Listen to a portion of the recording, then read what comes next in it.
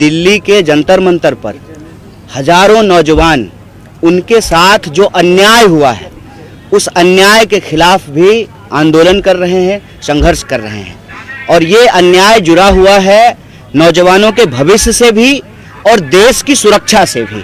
आप सब जानते हैं कि पिछले दिनों जो मौजूदा भाजपा की सरकार है, एनडीए की सरकार है, उस सरकार ने एक योजना लेकर के आई, जिस योजना को उन्होंने कहा अग्निपथ योजना, जिसमें कहा गया कि 4 साल के लिए अग्निवीर बनाए जाएंगे। मतलब पहली बार भारतीय सेना में ठेके पर सेवा देने के लिए नौजवानों को आमंत्रित किया गया और इससे कई सारे प्रश्न जो है वो पैदा हुए। आप जानते हैं कि देश भर में इसको लेकर के नौजवानों की तरफ से एक प्रतिक्रिया आई, एक जो है तीव्र प्रतिक्रिया आई और कई जगह जो है हिंसक कार्रवाई भी देखने को मिली।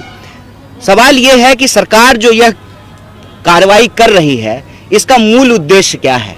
हम समझते हैं कि इस देश के भीतर जब आप रोजगार की हालत देखेंगे, और सेना में भर्ती होना सिर्फ रोजगार का सवाल नहीं है, ओवरऑल आप रोजगार के सवाल को देखेंगे तो 45 साल में देश में इतनी बेरोजगारी इससे पहले कभी नहीं थी।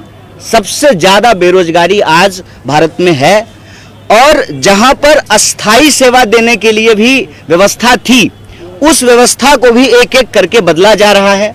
आप जानते हैं कि विभिन्न विभागों में ठेके पे नौकरियां दी जाती थी, अब जो है सेना में भी 4 साल वाली नौकरी लेकर के आए हैं। प्रधानमंत्री 5 साल के लिए बनते हैं, मुख्यमंत्री 5 साल के लिए बनते हैं, एमपी 5 साल के लिए बनते हैं और 6 साल के लिए, राज्यसभा में 6 साल के लिए बनते हैं। और नौजवानों को सेना में भर्ती कराई जाएगी 4 साल के लिए, उसमें भी 4 में से 3 लोगों को बाहर कर दिया जाएगा और 1 लोगों को नौकरी दी जाएगी, सबको बहाल भी नहीं कराया जाएगा। यह जो सवाल है, इस सवाल के संबंध में एक बात मैं और आपको बता देना चाहता हूं। आनन फानन बिना किसी सूचना के, बिना किसी जानकारी के और बिना किसी सलाह मशवरा के, आपने कभी नहीं सुना होगा कि सरकार सेना में कोई योजना लेकर के आ रही है, भर्ती की कोई नई योजना लेकर के आ रही है, जिसको लेकर के देश के पूर्व सेनाध्यक्षकों से, रक्षा विशेषज्ञों से, संसद भवन में, संसद की समितियों में, रक्षा समिति में कहीं कोई बहस नहीं हुआ है। अचानक से बस प्रधानमंत्री जी के मन में आता है, पता नहीं रात को कोई सपना आता है या रात को जो है उनके मित्र अदानी कॉल करके कहते हैं कि ऐसा करो, सुबह उठ करके जो है एक नया योजना लेकर के आ जाओ। अचानक से आनन फानन में योजना लेकर के आ जाते हैं। अब इस योजना लाने की क्या जरूरत है, सचमुच इस देश में किसी को नहीं मालूम है, क्योंकि सरकार ने इसके पक्ष में कोई तर्क नहीं दिया है। तो जो पुरानी भर्ती चल रही थी उसको अचानक बंद करने से यह हुआ कि 1.5 लाख लोग, नंबर याद रखिएगा, 1.5 लाख लोग जो सेलेक्ट हो गए उनको जो है नियुक्ति पत्र नहीं दी गई, उनको जो है नौकरी में शामिल नहीं कराया गया।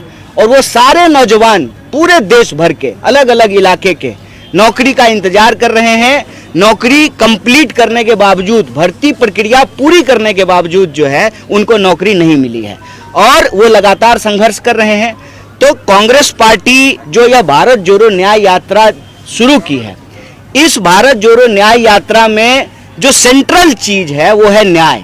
और हम 5 तरह के न्याय की बात कर रहे हैं। हम कह रहे हैं युवा का न्याय, भागीदारी का न्याय, हिस्सेदारी का न्याय भी उसको कह लीजिए, नारी का न्याय, किसान का न्याय और मजदूर का न्याय। बार बार श्री राहुल गांधी अपने वक्तव्यों में बोल रहे हैं कि जब तक यह 5 प्रकार के न्याय सुनिश्चित नहीं किए जाएंगे तब तक जो है देश को शक्ति नहीं मिलेगी।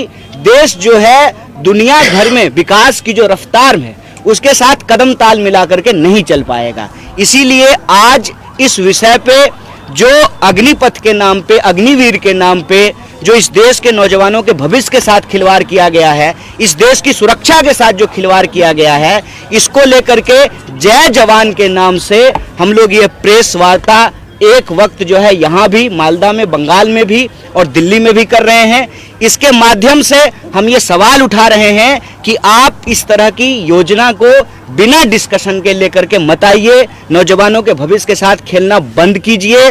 और जो 1.5 लाख लोग हैं बिना किसी देरी के आप उनको नियुक्ति पत्र दीजिए और साथ ही साथ इस बात का स्पष्टीकरण कीजिए कि देश में जो बेतहाशा बेकारी है उसके लिए सरकार के पास क्या प्लान है। और सरकार से हम यह मांग करते हैं कि युवाओं के न्याय को आपको सुनिश्चित करना पड़ेगा। जब जय जवान होगा तभी जो है जय हिंदुस्तान होगा। यह बात हम लोगों को समझनी पड़ेगी, क्योंकि भारत दुनिया का सबसे युवा देश है। इसीलिए युवा न्याय के पक्ष में यह प्रेस वार्ता हम आपके समक्ष कर रहे हैं। मैं समझता हूं कि हमने अपनी बात रखी है। अब आपके जो प्रश्न होंगे उसका उत्तर दिया जाएगा। बहुत धन्यवाद।